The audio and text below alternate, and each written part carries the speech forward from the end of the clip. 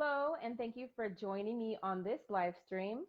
Tonight, I want to share with you some of my takeaways from Oprah's 2020. Uh, why am I drawing a blank?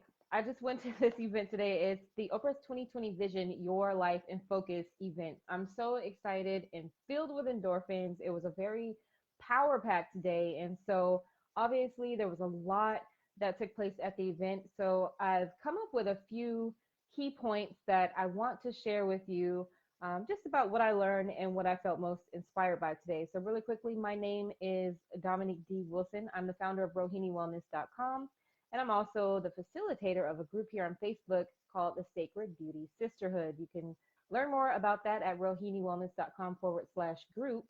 But to jump right into, well, before I jump into the topic, please drop a comment and let me know where you're watching from.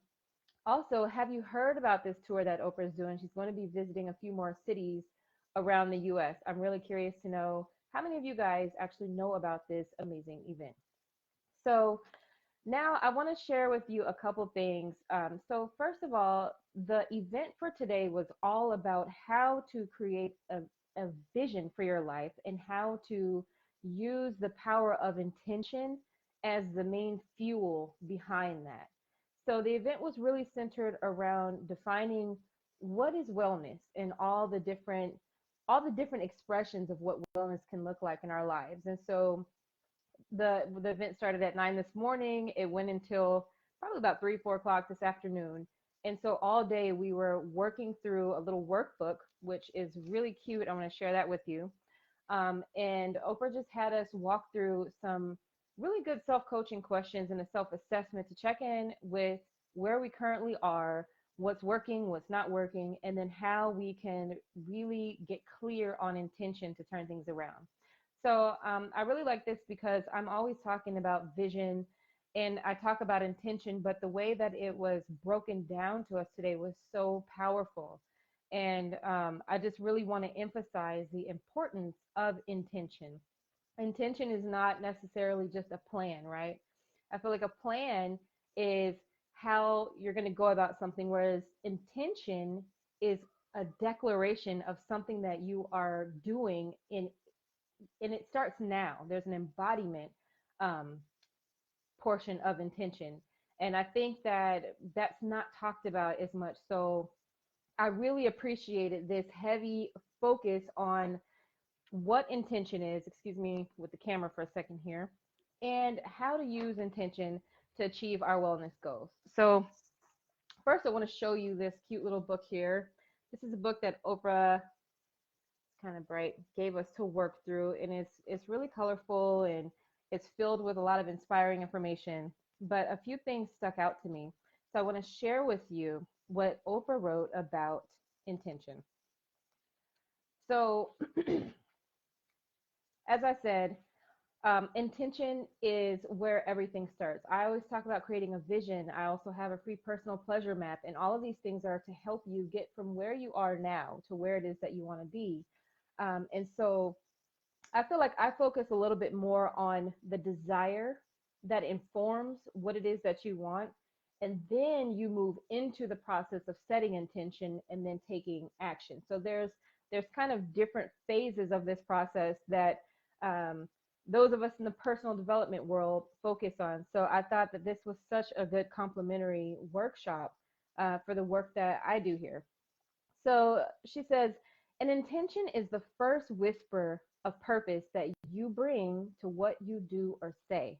It is the real motivation behind any action, the why behind the why. That's a very powerful line there. And the energy driving that motivation is what determines every outcome. Now, this may sound like something you've heard maybe a million times by now, but if you really think about that, sometimes it can be easy to say, well, my intention is to do ABC. And when you really think about why you want to do that, if you ask yourself, well, why is that? And you keep asking why, you can really dig under the layers and find out what's really driving you. And this is so important because sometimes we think we want something when, and then when we, you know, take a couple steps to achieve it, and maybe get a little bit distracted or something comes up or it just doesn't quite work out the way we had intended, um, it's because there was something going on with that intention, something going on with the why. And so the clearer we can be about what our true motivations are for the things that we do, what is our motivation for what we want? Are we trying to break away from something? Are we running from something? Are we trying to prove something? Or is it really, I'm doing this thing because it lights me up, it turns me on, it brings me joy, and I'm fulfilled and in alignment with who I am? And so the clearer we can get on our intentions, the more successful we'll be in moving forward in whatever direction of life. So I really like that. And I just want to share with you a couple more things here. She says, when our intentions are not clear, they stand in the way of reaching our goals. So that's um, another thing that we kind of broke down today, right? Looking at what's a goal, that maybe didn't quite work out. And then going back from there and saying, okay, what is it that we were really trying to achieve? And breaking down what is the actual intention that created that result? Because a very big emphasis today was on the fact that it's not what you want that creates, it's not the desire that creates the end result, it's the intention, right? Because the intention is you embodying and taking action and actually moving forward. And so I think sometimes there can be a disconnect between what the real intention is and what our stated intention is. So you might say, well, I want to start working out so I can be healthier. But what is the real intention behind that? Is it really that is it something dealing with body image? Is there a secure insecurity issue, or is it really attached to wanting to be more comfortable in your skin? No judgment here, just looking at the real intention, the why behind the why, as opposed to what our stated intentions are. So that's all I'm going to share from the book. I want to share a couple of quotes with you. So one of the things I really liked that Oprah talked about was stress. And she said, stress is wanting the moment that you're in to be something that it is not. And I was just like, light bulb moment. So there was a big portion of our day, a large portion of our day that was focused on presence and what it means to be fully present, and the importance of that. Because in today's world, we're so busy, we miss out sometimes on 75% of what actually happened in our day, because we're so focused on all these things that have us in go mode constantly. So I really appreciated the time that we took at the event to welcome in stillness and to be present to what happens when we are still. And so I really love that quote again. Stress is wanting the moment you're in to be something that it's not. Anytime we're thinking, that something should be a certain way, or I prefer this to be that, but this is what it is. And when we're not in acceptance of that, we create stress. Now, I know that stress is a normal part of everyday life. It's a part of healthy life, but a lot of us are carrying around excess stress on our plates because of these expectations we have about the way things are supposed to go, as opposed to just becoming present and accepting to what is. Doesn't mean you have to agree with everything, but just being present to that. So mindfulness, presence, that is the medicine, right, for stress. So that's one quote. Later in the day, we had the pleasure of meeting Tracy Ellis Ross. And my gosh, this was a very powerful conversation between Tracy and Oprah, and just so inspiring. And she shared so much wisdom. And I wish I wish I had like a taping of their conversation that I could play back. But I mean, again, being present, just being able to be there and soak it all in was so valuable. So I wanted to share a quote Now, there's a talk that Tracy Ellis Ross did called "My Life Is Mine," and I just love that quote. We really just absorbed that today because the conversation centered around really being in that place of self acceptance and knowing that that's where your power is when you fill your own cup. So, my life is mine. That's one quote by Tracy Ellis Ross that I really appreciated. And another one she mentioned was about the beating ourselves up or pressuring ourselves to do all these things we think we should be doing, checking off all these boxes, and by this age I should be here, and this is how much success I should have by now, based on yada yada yada, whatever conditioning or ideas that we have floating around. And so she said, make sure that you're practicing the right things rather than teaching yourself how to be smaller than you are. And so this is a quote that came out later in the conversation when she talked about showing up really as just you. You are your best self. And, wearing a mask or trying to dim your light so that you won't outshine another person or upset another person or overstep some kind of self imposed limitation based upon an old, outdated idea of how you should be, of the opportunities that you should be able to take advantage of, right?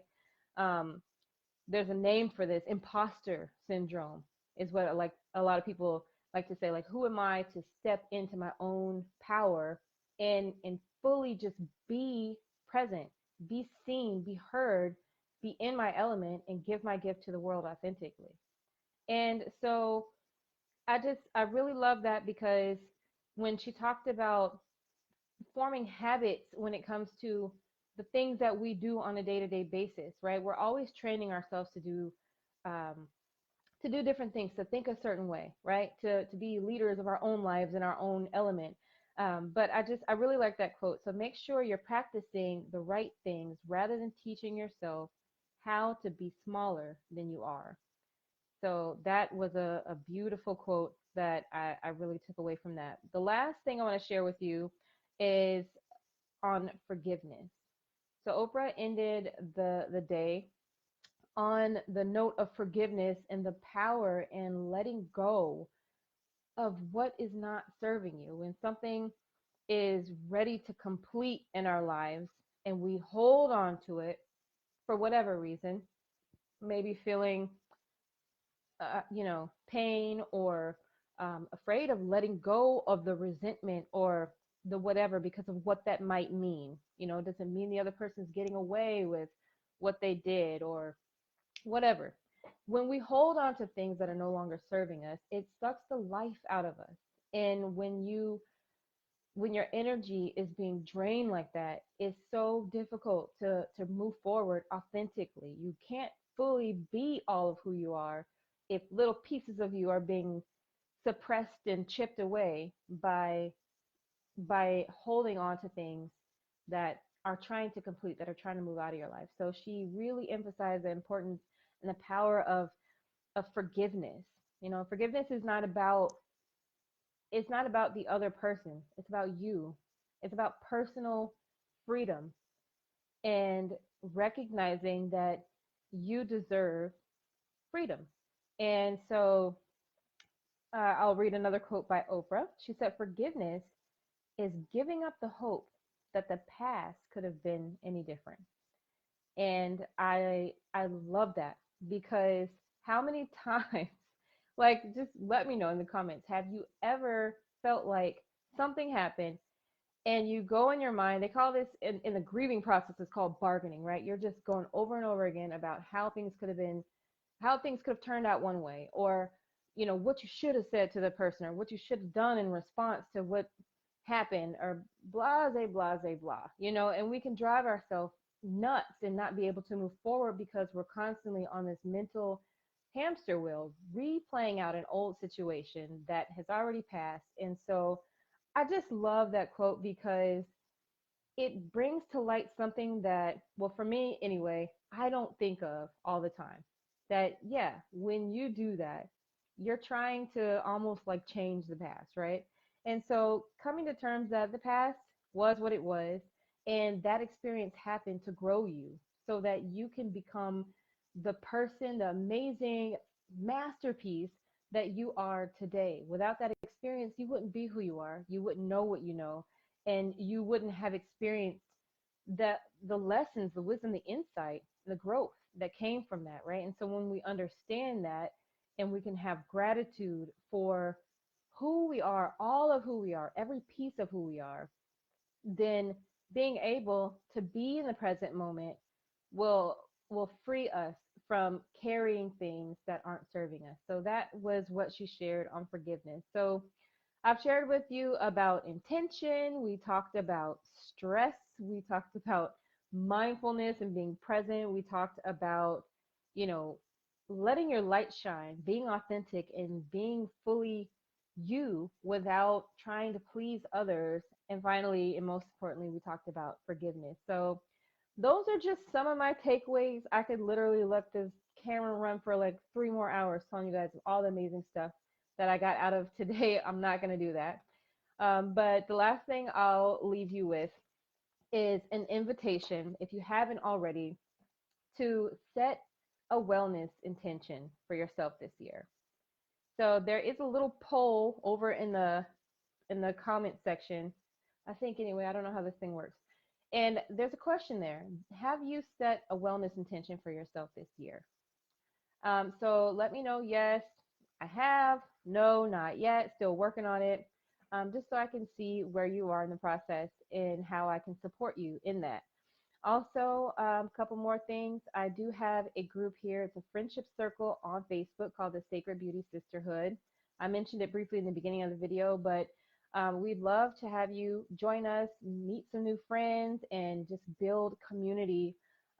So that's rohiniwellness.com/group, or you can just type in Sacred Beauty Sisterhood in the search bar. And finally, I do have a free download available for you. It's called My Pleasure Map, and this is going to help you look at your life in 8 different areas and compare the level of pleasure that you're experiencing to how important that area of your life is, so that you can see what is the real gap between where I am now and where it is that I want to be. So if that sounds like something that you feel would help you to move forward in your goals and to really get clear on what it is that you want out of life, you can find that at bit.ly/my pleasure map. All right. Well, thanks again for joining me, and I will see you on the next video. Take care.